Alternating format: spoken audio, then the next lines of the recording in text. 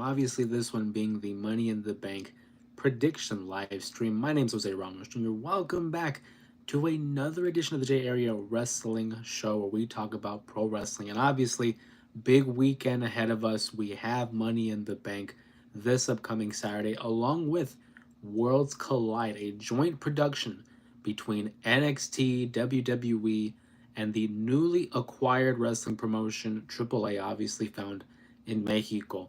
Big weekend ahead of us. And now, in some places, Friday Night SmackDown is taking place. We know that TNA also has one of their shows going on at the moment.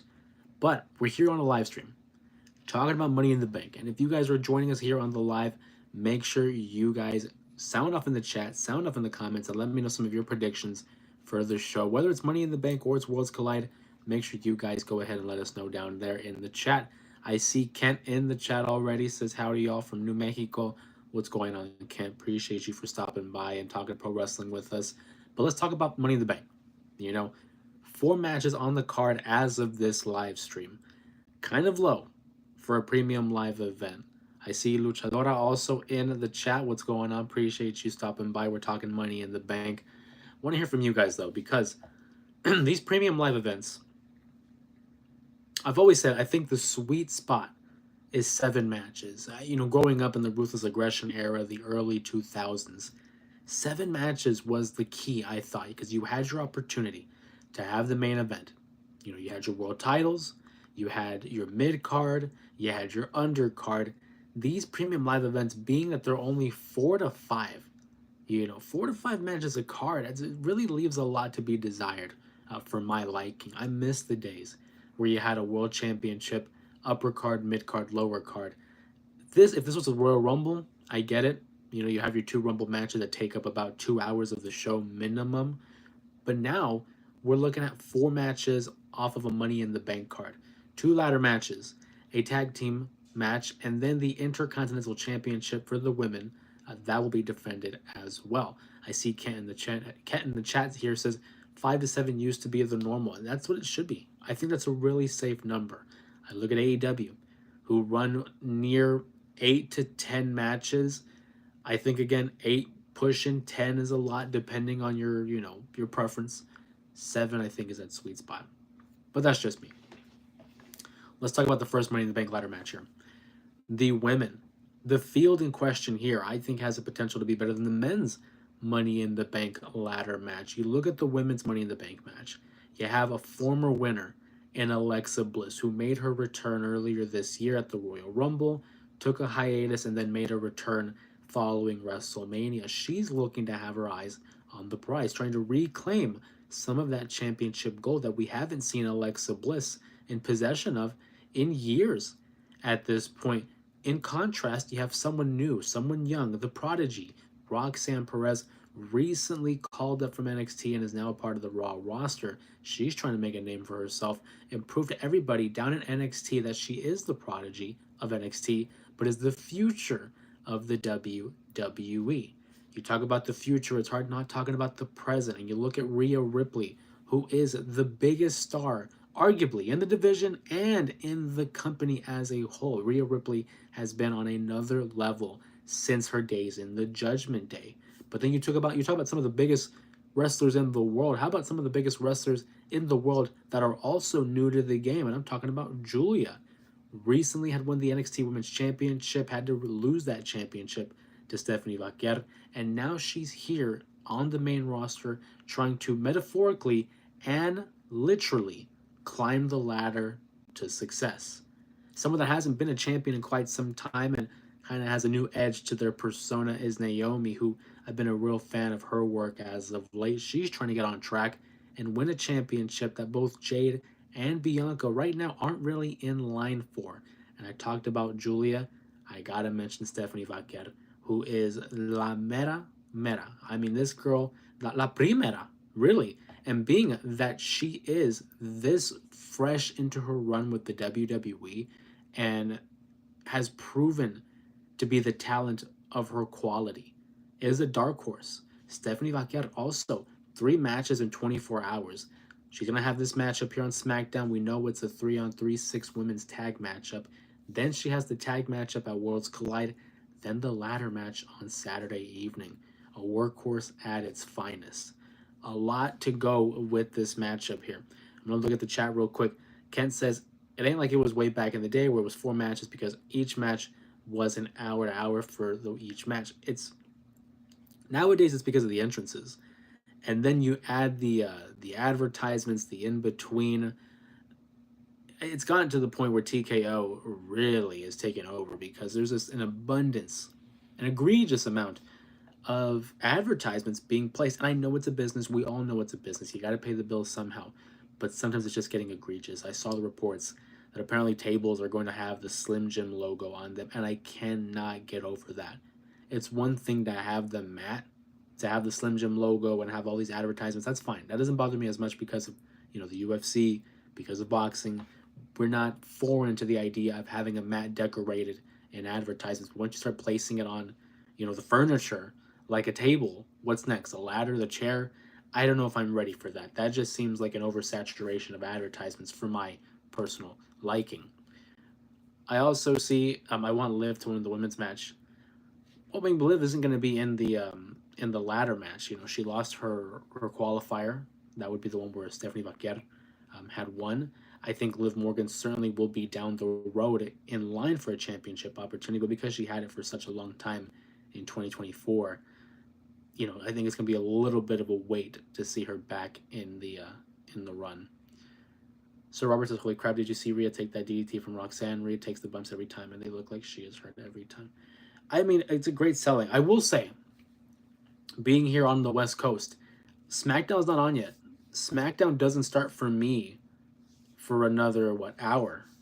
Yeah, for another hour, and that's why I'm doing the live prior. So we're gonna do the stream for an hour, talk about Money in the Bank and the lead up, and then we're gonna check out SmackDown. So for you guys on the East Coast or out who have access to SmackDown, hey, great for you. But for me, I don't have it yet. Ken says I'm talking Alexa. Sorry, I got my blinds mixed up. I like Alexa Bliss, but I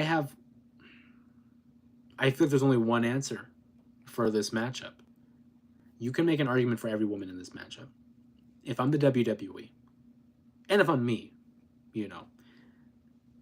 Sorry about that. No more spoilers. No worries, Sir Robert. No worries. That's why sometimes I'm hesitant to be going live on Fridays because I get a late response. SmackDown doesn't start for me until an hour from now. But no worries, Robert. No worries. I think there's only one clear answer that would benefit the most. Alexa Bliss has been a champion, solidified star. Rhea Ripley, she's mommy. She's solidified. She doesn't need Money in the Bank. Rhea Ripley is the perfect example of someone that doesn't need Money in the Bank. She doesn't need it. It's great to have her in the matchup. It's great to add to the star power, but she doesn't need it.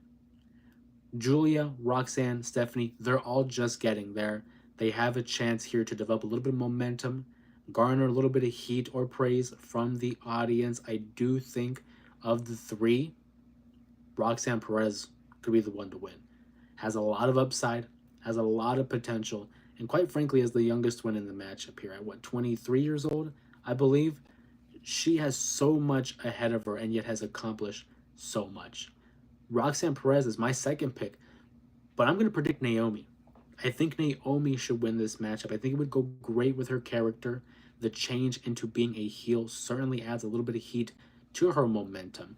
And I envision this moment where far down the line, whether it's in the fall or the spring, and you see Jade or Bianca, more likely Bianca, in line for a championship opportunity. They win the matchup, and then out comes Naomi and cashes in and takes that title away from them. I think Naomi should definitely have, has earned this, right? And should be rewarded with a Money in the Bank win. For me, Money in the Bank has always been the opportunity, much like the Royal Rumble for WrestleMania.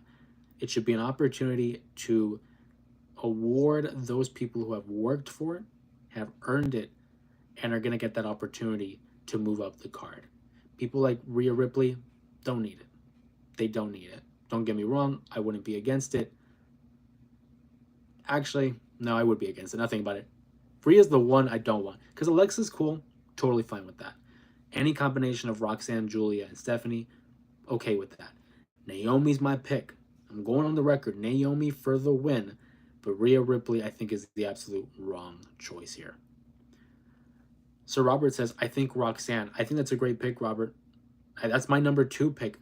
But if it's not Naomi, I certainly would love it to be Roxanne. She could do a lot with that gimmick. Good point, but they're pushing Stephanie hard. They are pushing her hard. But that's why I see it's always, depending on who is getting pushed hard and who's going under the radar. You know, sometimes the most obvious pick isn't the right pick. Again, I haven't seen SmackDown yet. So depending how that matchup ends and who's standing on top, 9 times out of 10, that person's not going to win. It's always the one that's subdued, the person that is going under the radar. Stephanie for sure has a very bright future, though. What's going on, Mohammed? Hope you're doing well. Appreciate you being here on the live stream. We're talking Money in the Bank. Please feel free to drop your predictions in the chat as well. Next up on the card, let's just stick with the women, right? Intercontinental Championship matchup. It's a last chance matchup between Lyra Valkyria and Becky Lynch. This matchup for me, I'm interested because they're 2 great workhorses. They're 2 great workers. But I will say, on a personal note, it's probably the least interested I am in a matchup. And it's a championship matchup. It's a last chance matchup.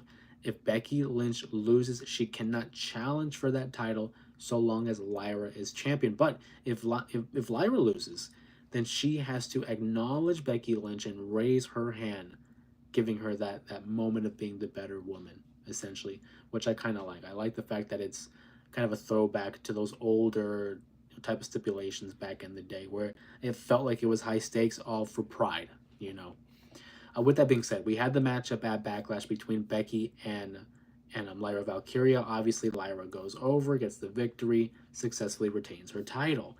I cannot see that going back to back. I think Becky Lynch wins this matchup. I think she somehow cheats, gets the victory, beats Lyra, who was a fine inaugural champion for the Intercontinental title, but I do see them going with Becky Lynch. It just makes sense to me. I feel like, why would we have turned her heel to have her lose the eventual feud? It kind of blows a little steam off of their feud. Plus, it opens up an opportunity for a rubber match. They'll probably do match number 3 on like an episode of Monday Night Raw. It probably would main event as well. I'm going to go with Becky Lynch here to become the new Intercontinental Champion. Sir Robert says, did I miss you talk about Mariah May? No, that's a great question here, Sir Robert, and that's why I love these live streams, because it allows an opportunity for live question and answer. The Mariah May debut, we knew it was a matter of time for her to make the jump to the WWE. We saw reports that her time in AEW was coming to an end, and you can always tell by the way Tony Khan and AEW books these stars because they just stop showing up. Her last appearance was against Toni Storm in that Hollywood ending matchup. What a fitting end for Mariah May, might I add. That segment on NXT, though, where you had the new champion, JC Jane, come out, singing her praise, celebrating the new championship win, which congrats to her, by the way, caught me by surprise. I certainly did not think Stephanie was dropping that title to JC Jane. But she does so, has a celebration, and then NXT does this so well where whenever there's a call-up or a new champion, they always manage to highlight the next woman up. We had appearances from everywhere in the crowd, from the arena, from backstage. People like Lash Legend were coming out, which I thought that was a great pop for Lash Legend. Obviously, Kaylani Jordan, Jada Parker, Jordan Grace. We had a lot of names come out, and it was a great way to highlight that, hey, even though we had Julia, Stephanie, and Roxanne all jump up to the main roster, we still got a deep roster of women down in NXT. And then the lights go out, we get a spotlight at the very top, and you see it's Mariah May. Now, they don't refer to her as Mariah May because apparently we're going to be getting a new name for Mariah May in NXT because obviously WWE has this thing with trademarks. But I thought it was well. I thought it was well executed. People knew who she was. People understood the importance of her appearing at NXT. And now we get to see essentially who's the next champion. I do not think JC Jane will be champion for long. Unfortunately for her, I think she's going to be playing the Iron Sheik character, and that's being a transitional champion. Getting the title off of one person to getting it to the next. Is it going to be Mariah May? Is it going to be Jordan Grace? Only time will tell. But the fact that the NXT was able to land yet another huge name in the women's division only speaks volumes of what Shawn Michaels and company are doing down on Tuesday nights. Super hype for Mariah May. Had a great run in AEW. And let's talk about that for a second. Mariah May, who was able to develop her skills off in the indies, get a high profile contract with AEW, and then put on a run of her life. I mean, she won the AEW Women's Championship, had a tremendous story with Toni Storm, one of the best, told stories in company history, and then capped it off with a tremendous, bloody matchup between her and Toni Storm. And now she parlays that as probably being the next face of that women's division. Everything is going right in the world for Mariah May. We wish her nothing but the best. I'm super excited to see where we go from here for Mariah May, and essentially how long is it going to take for her to make that jump to the main roster, because she's another one that I can see not spending too much time down in NXT. And if she does, she'll be a focal point of that division and play the role that Roxanne, I think, had been doing so for the last couple of years, and that's just being the anchor of that division. Great question there by Sir Robert.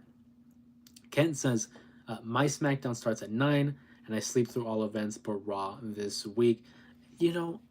Part of me wishes that wrestling was just live, in most places. Like how with the NBA and the NFL, when they broadcast their shows, it's just live. It just depends on where we're from, where we're living at, but some of us have to wait on a delay. Again, I'll speak about those on the West Coast. We have to wait on a delay. But Sir Robert echoes my same sentiments about the Becky Lynch versus Lyra Valkyria matchup. It's a rematch from the last pay-per-view. When done right, it can go well, and I'm hoping that because of the talents involved, that they're able to elevate themselves and elevate the quality of the matchup, because it was a good match at Backlash. I enjoyed it. But I hope that they're able to kick it up a notch here for the rematch, because if they don't, then yeah, it's just rehash. But that's my prediction. I do have Naomi winning the women's Money in the Bank ladder match. I have Becky Lynch winning the Intercontinental Championship, and we're probably going to get the third matchup on an episode of Monday Night Raw, probably the main event. You can book it. Make sure you remember this live stream, because I'm calling it right now. Speaking of calling it right now, let's talk about the tag team match. Cody Rhodes teams up with his good friend, main event Jey Uso. They're going to be taking up against John Cena and Logan Paul. From a participant standpoint, this is a high-profile matchup. The face of the company, Cody Rhodes, the world champion, Jey Uso, the GOAT, John Cena, and then you have the social media megastar, Logan Paul, who I might add is a pretty damn good athlete. I'll give him his flowers there. Very high-profile matchup here. Is it high stakes? Maybe in the long run. But as of right now, it doesn't feel like it's high stakes. Cody and Jey Uso obviously have won the tag team championship prior, so they have a little bit of chemistry. Whereas John Cena and Logan Paul, they don't. They don't really have anything in common aside from the fact that they're mega stars and have appeared in movies and wrestle occasionally whenever their schedule is free. I always look at these type of matches and I look at who takes the pin. I don't see Cody taking the pin. I don't see John taking the pin. I don't see Jey Uso, who has a world title matchup this upcoming Monday, taking the pin either, unless if Gunther were to get involved and have them lose that matchup. But I think I look at a guy like Gunther, and he doesn't have to take part in this. He'll just let Jey Uso do his thing and exert the amount of energy that he will exert. I'm going to go with the baby faces here. I think Cody Rhodes and Jey Uso get the victory. Logan Paul takes the pin, because Logan Paul will be fine. It's not going to hurt him as much. Cody and Jey Uso get the victory. I'm going to say Jey Uso gets the pin on Logan Paul off of a super kick, off of a splash from the top. Main event, Jey Uso gets the victory. Then we're going to see Gunther kind of in the shadows watching Jey Uso as a reminder, looming over the corner, over the shoulder of Jey Uso as a reminder that, yes, you may have won this matchup, but now you have me on Monday Night Raw. And because of that, we'll go 2 for 1. I think Jey Uso and Cody win the matchup and part of me thinks that Gunther wins that world title. I cannot see Gunther taking another loss to Jey Uso. Probably could. But as of right now, I'm going to trust my gut. I'm going to have Jey Uso and Cody go over here on Monday night, on Money in the Bank. Monday Night Raw, I think Jey Uso does not walk out with that world title. I don't know. Who's in the man match again? Oh, we'll get to that, buddy. No worries, Ken. I got that next up on the docket. Ken says, I see a run-in on the tag matchup. I think you're 100% right. I think Gunther for sure is a more likely candidate to do so. It's just in his character right now. Is that something he would do? Maybe. Or, okay, let's talk it out. Let's talk about it. I said Cody and Jay would go over. If Gunther interferes and prevents them from winning, let's say Gunther interferes, and just for the sake of conversation, John Cena pins Jey Uso. If that happens and the heels win, then Jey Uso is winning the world title match. Jey Uso is winning the world title match. The results of Money in the Bank will influence the result of that world title matchup. Because if Jey Uso loses on Saturday, he will win on Monday. And if he wins on Saturday, I think he loses Monday. But I'm going to go ahead and I'm going to say John Cena and Logan Paul take the loss. Oscar asked, wasn't Cena supposed to retire? He's on the retirement tour. He will be retiring at the end of the year. In December will be the last match we see of John Cena. On the last run of his career, he's the world champion, 17-time champion John Cena. So he might not be retired officially, but by the end of the year, he will be retired. Sir Robert brings up a great point here. The group I see interference from is either Seth Bunch or Wyatt Six. I don't see the Wyatt Six getting involved because they seem to be locked in on the tag team division and locked in on the tag team titles. So I don't see the Wyatt Six. However, the Seth Bunch is a really good one. And Sir Robert brings up a great point here because now we're going to talk about the men's Money in the Bank. List of this lineup. There is one or two that kind of stick out to me that is like, eh. But the men's Money in the Bank field involve Solo Sikoa, who has been on the best run of his career as the leader of the bloodline, the head of the table, if you will, the tribal chief, the fake tribal chief. LA Knight, who was in his third Money in the Bank matchup. Really looking forward to his participation here. Penta, the latest sensation on Monday Night Raw. Seth Rollins, former Money in the Bank winner. Andrade, another stellar athlete in the WWE. And there's El Grande Americano, a.k.a. Chad Gable, allegedly. Anybody here, I mean, I look at the field here. Process of elimination, right? Andrade's not winning this. I like Andrade, but they don't like Andrade that much. He'll be stuck in the mid-card. He's not winning. I look at a guy like Penta. I don't think he wins either. He'll be relegated to the tag team division pretty soon because I feel like him and Rey Fenix will link up together maybe within the next year.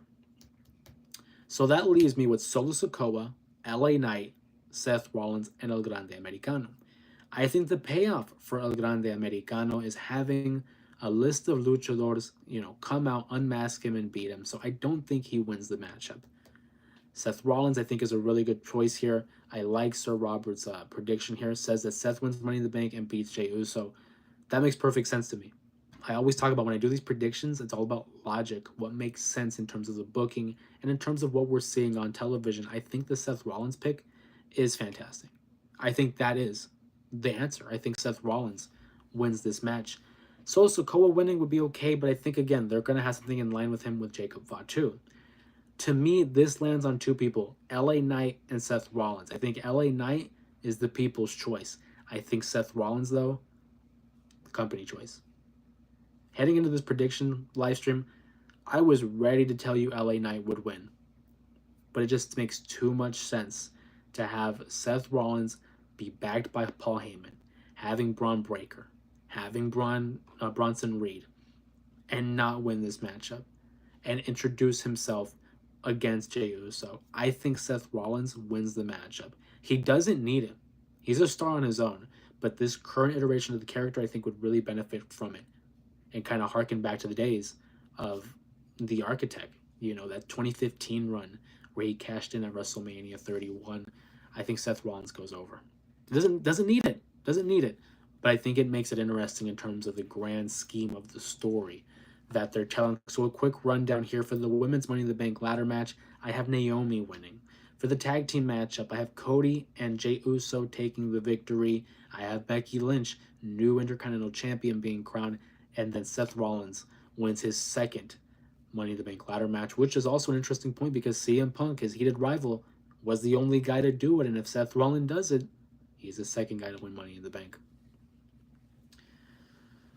I didn't see any questions there by Muhammad. Sir Robert, Seth cashes in at Money in the Bank. I see. I'm not a fan of that. I don't want to see any more same night cash-ins. It's been done to death already. The women had like a 5-year stretch where the winner of the Money in the Bank contract cashed in within the next 24 hours. I would like to see a lengthy run of them teasing the cash in, getting the crowd invested, getting the crowd interested, like what they did with Damian Priest and Tiffany Stratton. Stretch it out. Don't be afraid to stretch it out. Kent says LA Knight, third time the charm, and Jacob interference when Solo almost gets the title. And that's another thing too. You look at the feuds that everybody's involved with. Solo Sikoa and LA Knight, there's going to be something involved with Jacob Fatu. Penta, I don't see him doing it. He's there for the highlight reel. Andrade, he's a mid-card guy. They're not going to do it. And then El Grande Americano, he's got something more down the line. I do think it's Seth Rollins, though. But I would love LA Knight to win. That's my pick. I really hope that he's doing well. I really hope that he does well and that he wins Money in the Bank. But he probably won't. Third time is the charm, though, says Kent, and I really hope so.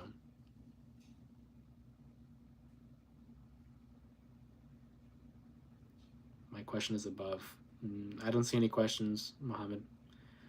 Muhammad said hi, said I hope you're doing well, and then says I sent my question. There's no question there, buddy. Maybe send it again.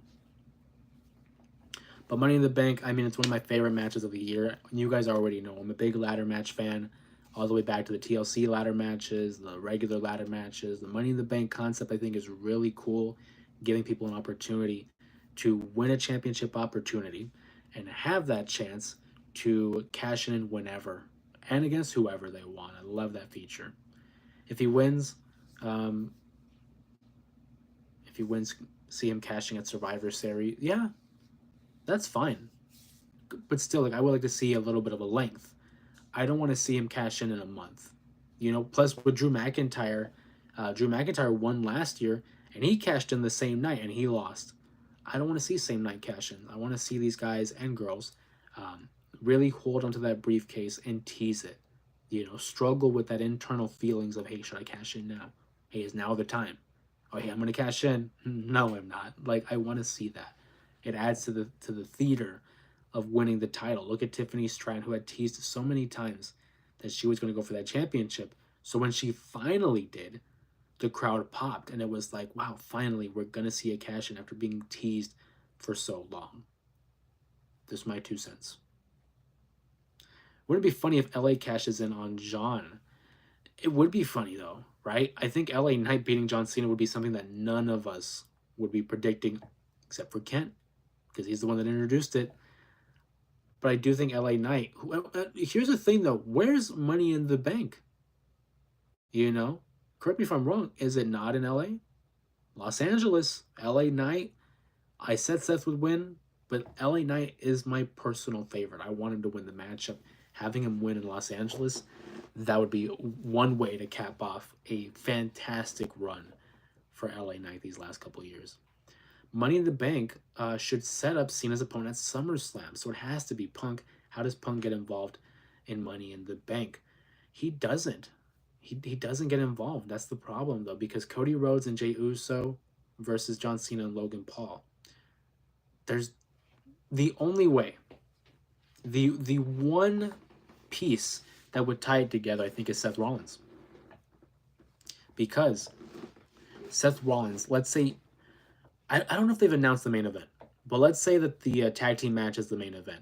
Seth wins the Money in the Bank briefcase. He comes out to interfere, costs Jey Uso and Cody Rhodes the matchup, trying to tease a future cash in. He costs him the matchup. Out comes Punk to try and help the baby faces because he did say to Sami Zayn, I got your back. So, Sammy has Jay's back. Punk has Sammy's back. So, in virtue, somehow Punk can get in lined up and help out the baby faces, and then he gets in John Cena's face or whatever. Maybe, but that's a lot to be going on. That's a little bit convoluted. It is possible, but it's a little convoluted. I think Seth Rollins is the key. He involves himself in that tag team match, and it leads to Punk trying to even the odds. Because you can see Cena and Logan Paul, Seth and his boys get involved, so out comes Sammy and Punk. That's one way, but again, like I said, it's a little convoluted. It is the beginning of a new month, by the way, and with that, we do have an opportunity to give out some memberships to our members of the live stream. Obviously, if you're new to the channel, just know that if you become a member of the J Area Wrestling Show, you do get exclusive content like polls, posts, and you get first access to the new uploads of videos that we have throughout the week. Obviously, this last video that we uploaded was 5 of the most controversial WWE matches of all time. It's been doing fairly well in comparison to the other videos, so I highly suggest that you guys go ahead and check that out. If you want to brush up on a little bit of WWE history, please go out of your way and check that video out. And if you like it, give it a thumbs up. And if you haven't already, subscribe to the channel, because if you haven't, what are you doing, man? Come on, join the J Area so we can talk about pro wrestling. But with that being said, let's give out 5 new memberships here to the members of the J Area.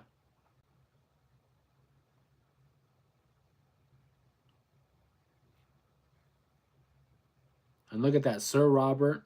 Welcome, Sir Robert. LE, The Real BMG, Colby Lopez, James Hamlin, new members of the Main Event Mafia, new members of the channel. You guys are going to get exclusive content. We're talking posts, polls, as well as you're going to get first access to the new videos that I upload here on YouTube. And on top of that, you're going to have first replies, priorities, because when you're a member, you get a new icon next to your name that is an NXT championship. That allows you to stand out in the crowd, and I can interact with you on a more personal level. The longer you become a member, the more advanced that championship becomes. So, for example, it is an NXT championship. So, in a month, it'll become a cruiserweight championship, then a US title, intercontinental title, and so on and so forth. There's some world championships involved. And down the line, the main icon is the Hall of Fame. The Hall of Fame. So welcome to the Main Event Mafia. Shout out to Sir Robert and everybody else who are the new members of the Main Event Mafia. Appreciate you guys. Appreciate the support. And I can't thank you enough for making this such an enjoyable experience for me and for all of us here on YouTube. Kent says, you don't see Punk taking someone's spot like Mick Foley got a spot in the Rumble when Stone was GM. I don't. Because who would he jump, right? His only beef would be Seth Rollins and El Grande Americano, because El Grande was the guy that won the qualifier. And then Seth Rollins, because that's obviously his rival. I can't see him pulling a Mick Foley. I don't think so. Plus, I look at it from like a shoot perspective. Punk has been in steel cage matches. Punk has been in Hell in a Cell matches, street fights. He's been in a lot of Elimination Chamber. He's been in a lot of stipulation matches. I don't think we're going to see him in a ladder match. I really don't. At least not this year. But I mean, he's my guy. I would love to see CM Punk at the show. And maybe he will be, but just not in a match per se. We'll have to wait and see. But since we're on the topic of this weekend, let's take a look at Worlds Collide, which again is a joint production between WWE, NXT, and AAA. There are currently 5 matches listed on the card. First up, we have a 6-man tag match. Legado del Fantasma. We have Santos Escobar, Angel, and Berto. They'll be going up against El Hijo del Wagner Jr., Pagano, and Psycho Clown. I like the Legado del Fantasma. But these guys are going to take the loss. They're the heels. I don't see them winning. I think El Hijo del Dr. Wagner take the victory here. Sir Robert says that wasn't Mick Foley's decision to go in at 3 characters. Okay, but those were 2 different instances, because the Mick Foley appearance was in 2004. Mick Foley had taken the spot from Test and had inserted himself into the matchup. The 3 Faces of Foley was 98, so that was 6 years prior. And obviously that was a creative pitch. That was, the people in power who decided, hey, wouldn't it be cool to have 3 Faces of Foley? So those are 2 different. I think, again, Legado del Fantasma, they're going to lose. I give it to the baby faces there. There's another 6-man tag, which is going to have the LWOs Dragon Lee and Cruz del Toro and Lince Dorado, former cruiserweight on 205 Live, as they will face off against Aerostar, Mr. Iguana, and Octagon Jr. This is a matchup I'm really looking forward to. If you guys haven't seen the work of Octagon Jr., go ahead and do yourself a favor, pop it in YouTube and watch one of his matches. Him against Dragon Lee, that's fantastic. This one's going to be tough, though. I'm going to go with the LWO to win, though. I think we're going to get them a victory. We have another tag team matchup, Stephanie Vaquer and Lola Vice versus Chick Tormenta and Dalis. This is going to be a great highlight for the women of AAA. And obviously, Stephanie Vaquer has a history wrestling in Mexico, down in CMLL. I do like the prospect of having her alongside Lola Vice, because we're now kind of, I don't want to say passing the torch, but giving that rub to Lola Vice, who has made some improvements down in NXT, and I look forward to see what's the next step for her. But being that it's Stephanie Vaquer and we're leading into Money in the Bank, Stephanie and Lola get the victory here. They're going to get that victory, I think. It should be a good matchup. I mean, anything with Stephanie is great. She's la primera, She's legitimately, I think, one of the best women's wrestlers. Not even women's wrestlers, just one of the best wrestlers in the world. Then we're down to the 2 matches that I'm really looking forward to. Starting off with the NXT North American Championship. It is a fatal 4-way matchup. We are fans of the multi-man matchup here on the J Area Wrestling Show. Ethan Page is defending the North American title against Javon Evans. That boy is bouncy, and he will be bouncing all the way around that ring alongside Ray Phoenix, who is no slouch himself. You've seen him on Friday nights and what kind of an athlete he is. But that 4th and final competitor being Laredo Kid, who we've seen down in AEW making some appearances there as well. So to see those 4 men, Ethan Page, Javon Evans, Laredo Kid, and Ray Phoenix, that matchup I think is going to steal the show. We haven't gotten to the main event, but that fatal 4-way matchup, I don't think it's any hesitation. It will be the match of the night. I think all ego Ethan Page wins. He just won the title, and he'll be having his matchup against Legacy on NXT. But it should be a high-flying and an entertaining affair come Saturday afternoon, morning. I guess it depends where you're watching. Then we have the main event, the AAA Mega Championship, as El Hijo del Vikingo will be defending that title against Chad Gable. This is going to be a good matchup because it's a contrast of styles. Styles make the matchup. Chad Gable, a technician, ground and pound, and is a pretty damn strong athlete, but can he ground the athlete that is El Hijo del Vikingo? These 2 guys are going to put on a show. I think it's probably going to be in contention for match of the night as well. Still give the nod to the fatal 4-way. But El Hijo just won the championship. He obviously had defeated Alberto El Patron not too long ago, so he's not going to lose that title.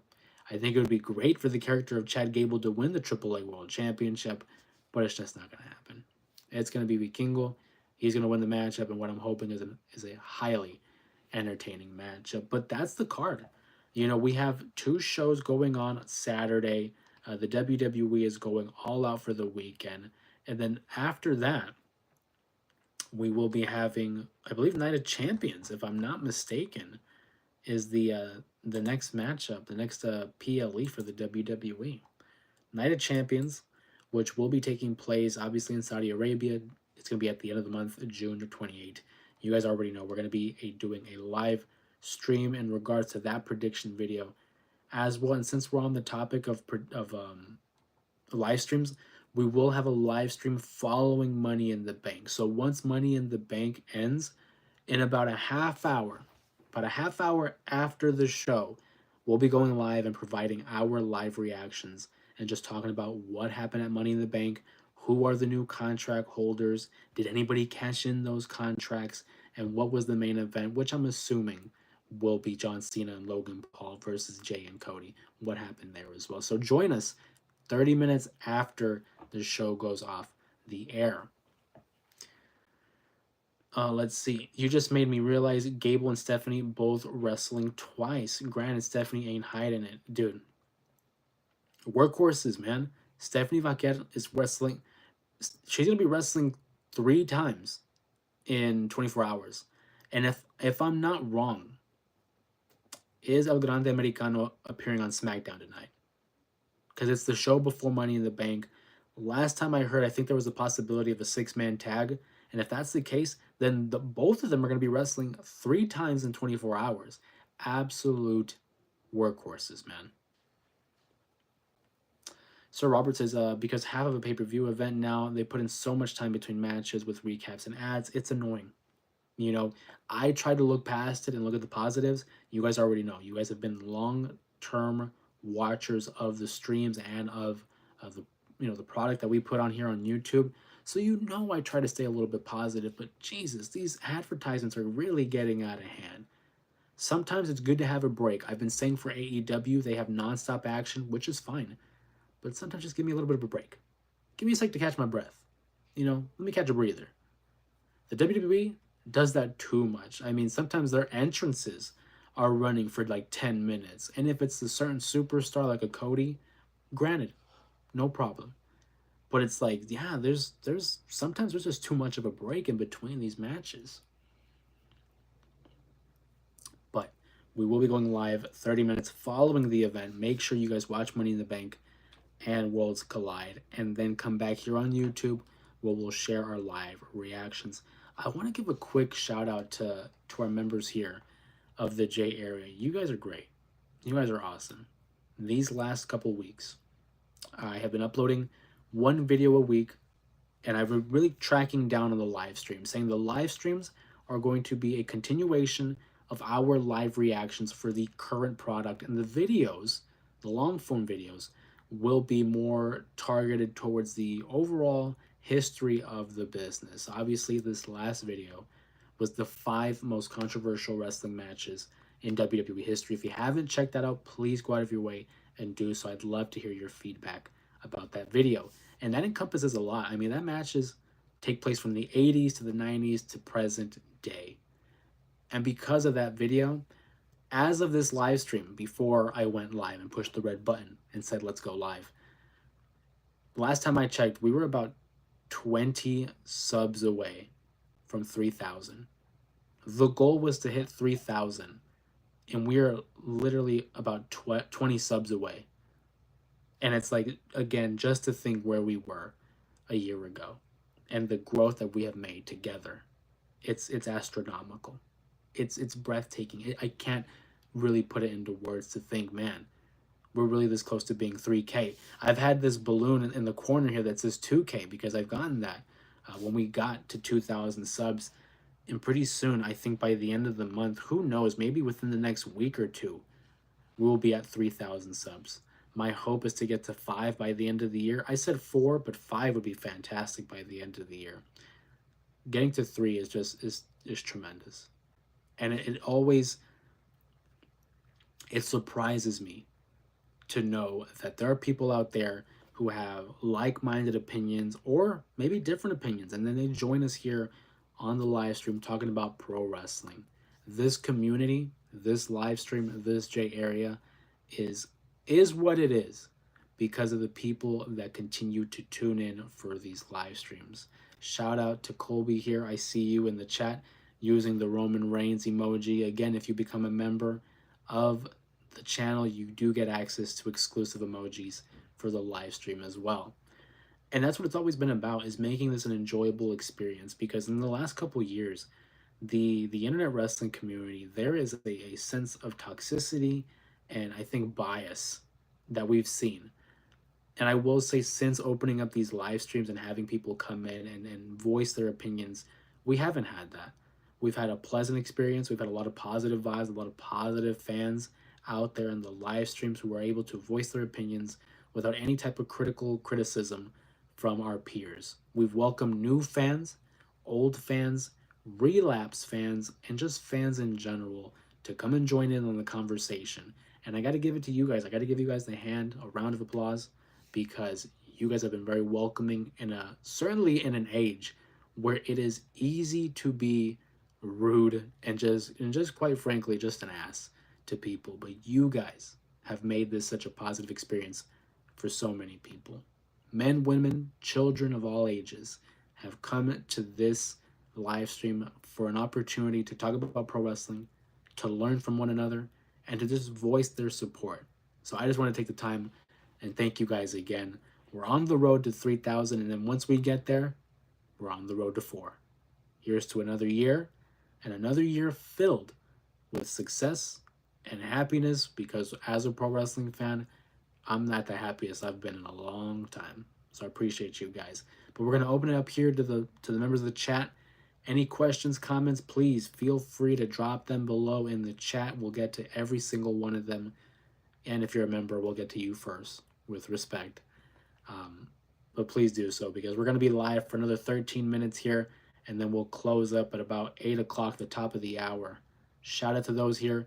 The new members of the Main Event Mafia, quick shout out to them as well. Welcoming Sir Robert, L.E., The Real BMG, Colby Lopez, shout out to Seth, and James Hamlin, all members of the Main Event Mafia, welcoming you guys to the family. What's going on?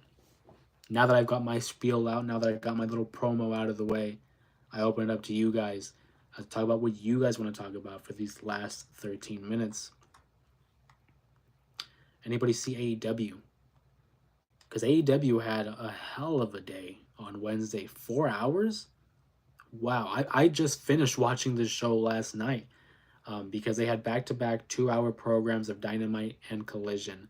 And I believe they're going to be doing the same thing next week. So once we end this stream, I'm going to be watching SmackDown. Then tomorrow, maybe after SmackDown, I'll watch Impact.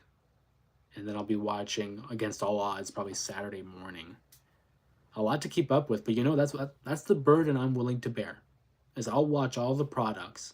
I'll give you guys the analysis. I'll give you guys all the reactions so that you don't have to sit down and watch all of them by yourself. That's what I like to think. I'd like to think that this is like a virtual book club. You know, you guys remember the book club in school where they had you, pick out a book, you read it, write a report, you talk about it as a class? This is basically what it is. It's a virtual report. Everyone is assigned to watch the show, gather some opinions, and then come back here for the live stream so that we can share that. And I look forward. These are the best parts. Ever since making this channel, these have been the best parts of it, is going live and seeing that instant reaction from you guys. Very much so, like in the WWE or in any, I guess, pro wrestling promotion. When you're in front of an audience and you get that instant reaction, that instant gratification, and so you learn from it, you know, okay, this is something they like. This is something they're interested in. And it's so rewarding to see, because sometimes when it comes to those videos, we do get the views, we do get the likes, but sometimes it's nice to see what people are thinking, good and bad, because I've always been one to be okay with constructive criticism. I've learned not to take anything personal at this point, which was always like a struggle with me early on making the videos, because if you can go back and see those early videos, I think you can kind of see me trying to gather my footing and see how comfortable I was looking to the camera, speaking to a camera, having a microphone. And now it's really just become second nature. I've become so used to it. You know, I'm still trying to find my voice, find my cadence, and see what's a right fit for the content that I'm producing. But like anything in life, it's a learning process. You got to learn from it. Practice makes perfect, and we'll continue to do so as we continue to grow. As of right now, you know what? Let's just take a peek. Before we went live, we were at, I think, 20 subs away. And right now, we are 11. We are 11 subs away from 3,000. Wow. It's just it's a humbling experience. It certainly is rewarding because to see that people are showing up for these streams, for showing up for these videos, it lets me know that maybe we're doing something right. Maybe we're doing something right. You guys are awesome, man. Sylvia, what's going on, Sylvia? It's been a minute. Love to see you in the chat. You can see Sylvia has a U.S. championship right by their name, indicating that they've been a longtime member of the main event Mafia. Sylvia says, "Hi, Jose. Do you know why the WWE doesn't give an opportunity to the other masked luchadors, the wrestlers with Ray? It's so sad. I can't even remember his name, but he's good." Dragon Lee. You know what, Sylvia? This is a great question, and that's why I love opening this up to you guys because sometimes you guys bring up things that is in the back of my head, and I just don't bring it out. But I don't know. I'm not sure what's the fascination. Right now in the WWE, there is so many factions. I love factions. I love having these groups together because it makes sense. In life, we all have our cliques. We all have our cliques. But sometimes you have these stars like Dragon Lee, and not just Dragon Lee, because Cruz del Toro and Joaquin Wild are fantastic as well. But sometimes they get lost in the shuffle. And Dragon Lee is a great talent. His run in NXT, fantastic. His run outside of the WWE, fantastic. I honestly thought when they brought up Dragon Lee that they were going to push him as the next Rey Mysterio. With respect to Rey Mysterio, because it's not easy being the next guy after the guy is still around. I don't know why, but I do fear for Dragon Lee because guys like Rey Fenix and Penta, I think, are now in that position that they can be the next guy.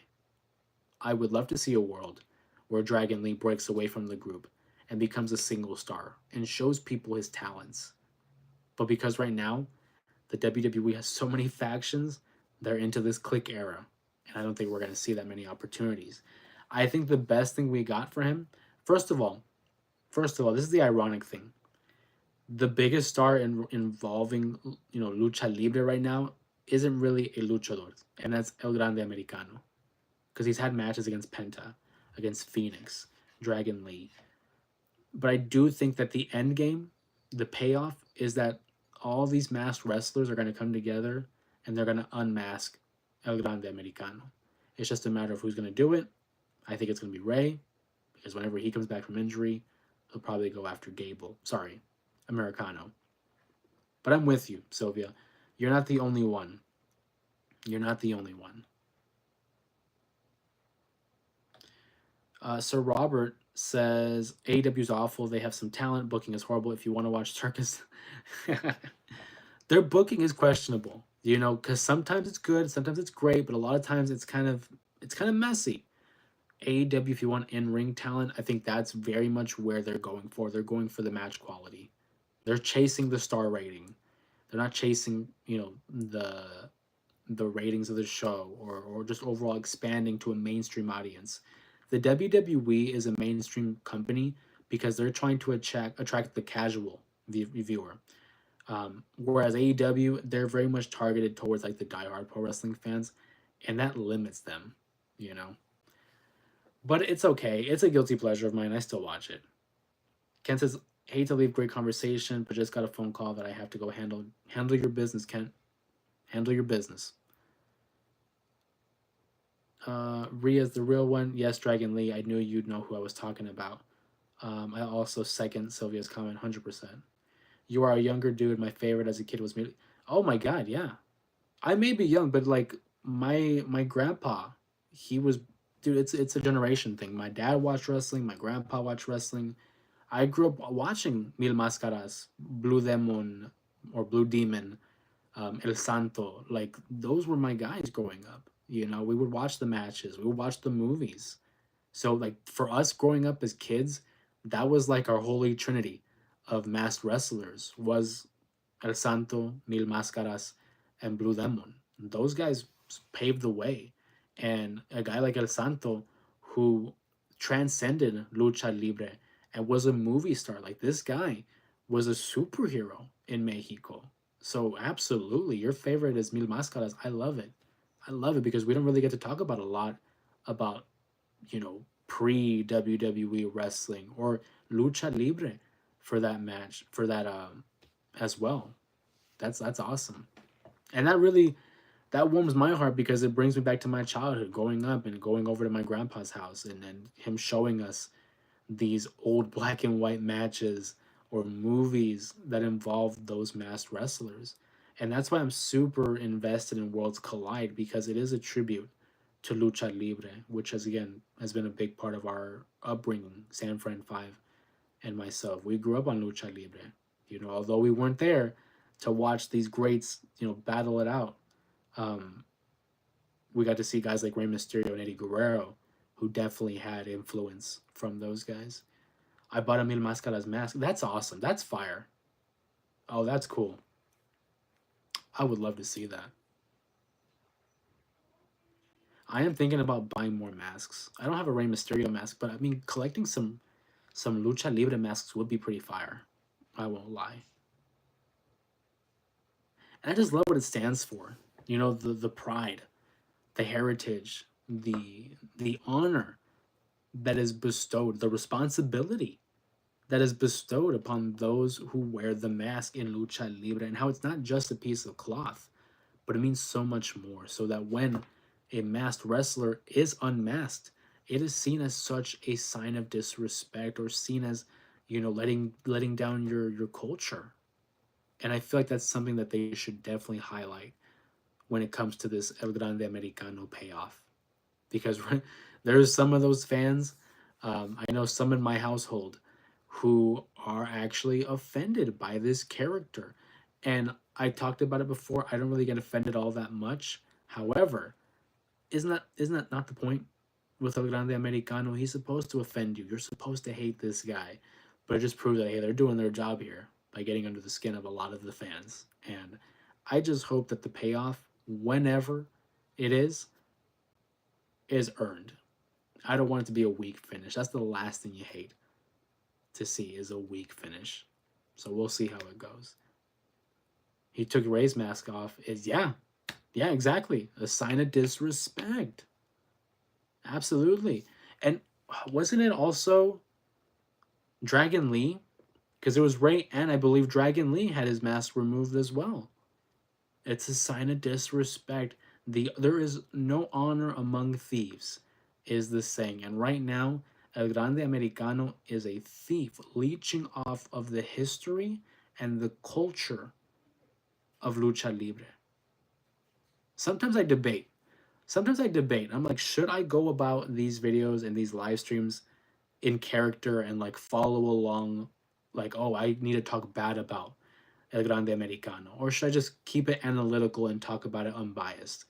But sometimes I'm like, I just want to talk as if I'm a part of the show. Like, this guy is leeching off of the good name of Lucha Libre, disrespecting years and years of tradition, and placing a mask on his face and trying to pass it off as a luchador. Outright disgusting. I might start doing that and just acting alongside with the character. I listen to Conan. Are you a fan? On and off. There's so many podcasts to listen to. So what I do is, like, on YouTube, when it's on recommended, I'll catch it. But Conan, again, another deep cut here for wrestling fans. Conan, who arguably was like the face of like AAA back in the day. Like, this guy was like a Mexican superhero as well. Obviously, people are probably more familiar with him in WCW, but I can't say I listen to his podcast. I hear little snippets and whatever sound bites really catch the headlines, but I can't say I'm a religious listener. He was a huge movie star. There you go. Exactly. Exactly. And he had the look. I'll never understand why, because rumors were that Vince wanted to hire him and place him in the Max Moon um, gimmick.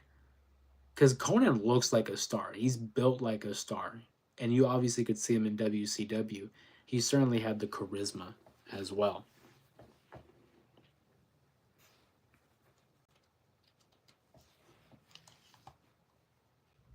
This has been a great conversation. Really talking about Money in the Bank and Worlds Collide. And I got to give credit to Sir Robert here. Talking about Mil Máscaras and Lucha Libre. We should do a live stream where I talk about just the significance of Lucha Libre as well. El Grande Americano makes me feel some type of way. I don't like him. There you go. There you go. From the mouth of the tribal chief here in this household. It's a very divisive character, but I love that. I love divisive characters because it gets the people talking, it gets the conversation flowing, and it opens up conversation as to what is and what isn't okay in pro wrestling. Because I feel like pro wrestling, go about any era, is a reflection of the media at that time. Did you like Lucha Underground? I love Lucha Underground. But the thing is, I caught Lucha Underground after it had ended because there was a time being that they had Lucha Underground on Netflix. They had the entire series on Netflix, and I watched that series. And I remember seeing just how it was presented, the camera work, the way that they filmed the arena, and the different characters, and how it was treated as if it was like a movie or a show. Obviously, pro wrestling is a show, but it was just this unique feel. And I still got to see people that I was familiar with, Rey Mysterio being a part of that. I mean, he was a big reason why I watched Lucha Underground, because it was like, Rey's no longer with the WWE. Where can I watch him? And it's like, oh, he was in Lucha Underground for a bit. Let me check that out. And then I was watching it, and I'm introduced to wrestlers that I didn't know I would become fans of for years. People like Io, people like Penta, people like Chelsea Green, Swerve Strickland, Prince Puma, aka Ricochet, were all a part of Lucha Underground. Karrion Kross. They had such a crazy roster filled with talent that to this day is still influencing the world of pro wrestling, whether it is in WWE, TNA, or AEW. Lucha Underground, ahead of its time and innovative as a promotion. And I wish they would bring it back in some capacity. But yes, Lucha Underground was absolutely fire. And I'm glad that I caught it on Netflix when I did, because they took it off, not too long after either. Awesome. By the way, shout out to Chelsea Green. She goes, yeah, absolutely. I love Chelsea Green. One of the most entertaining stars on SmackDown. Since we're giving out shout outs, I want to give a shout out to our members of the Main Event Mafia here that have joined us on the channel. Quick shout out to Sir Robert, Colby Lopez, Sylvia, and Mama Ramos. Thank you guys for tuning in for the live stream today. Number one ranked on tonight's live stream is Kent. Kent, number one. Number two, Sir Robert. I don't believe we had a number three, did we? Number three was Muhammad. I like seeing that we have these new features on the live streams and being able to see who are participating the most in these live streams. Shout out to you guys. We'll go ahead and we'll start wrapping it up here. I appreciate you guys for another hour of Wrestle Talk here on YouTube. I don't know if I can say Wrestle Talk. Is that copyright? I don't know if that's copyright already. There's somebody called Wrestle Talk already out on YouTube. But the fact is, thank you guys for making this again one of the best highlights of my week. Talking about pro wrestling, talking about Money in the Bank. We're going to check out SmackDown. Be sure to watch Worlds Collide and Money in the Bank on Saturday, and then 30 minutes following the Money in the Bank event, I'm going to be going live, sharing my reaction, sharing my thoughts on the show. Hold on, wait a minute. Sir Robert at the buzzer. Sir Robert asked, lastly, the Pacers stole one last night. Will they pull it out? I got to talk about that real quick. I know I said I was going to go offline right now, but I got to talk about it real quick. We usually had a Thursday live stream, but we didn't last night because the NBA Finals began. It was game one. We had some friends over watching the game, and the Pacers stole game one, losing the entire game. Tyrese Halliburton and the boys were able to steal game one with a phenomenal game winner to go up 1-0 against the Oklahoma City Thunder. Game two will be on Sunday. Sir Robert asked, can they pull it out? Statistically, the team that wins game one of the finals goes on to win the championship. So right now, they are in the driver's seat. I picked the Thunder to win the finals. I think they have a deeper team. I think they have a defensively better team. However, they do not have the heart that the Pacers have. So my pick is the Thunder, but I'm rooting for the Pacers. So it's really a can't lose situation for me. That's going to be on Sunday, game 2. If you guys want to know my take on that, please make sure to ask me in the chat, because this is pretty much dedicated to what you guys want to know, whether it's pro wrestling or not. It's all up to you guys. Appreciate you all. Have a great night. Have a safe night. Enjoy your weekend. Enjoy Money in the Bank. And we'll be back Saturday evening for another live stream discussing the fallout from Worlds Collide and Money in the Bank. Of course, my name is Jose Ramos Jr. Thank you for joining us on another edition of the J Area Wrestling Show, where we predicted Money in the Bank. I'll see you guys.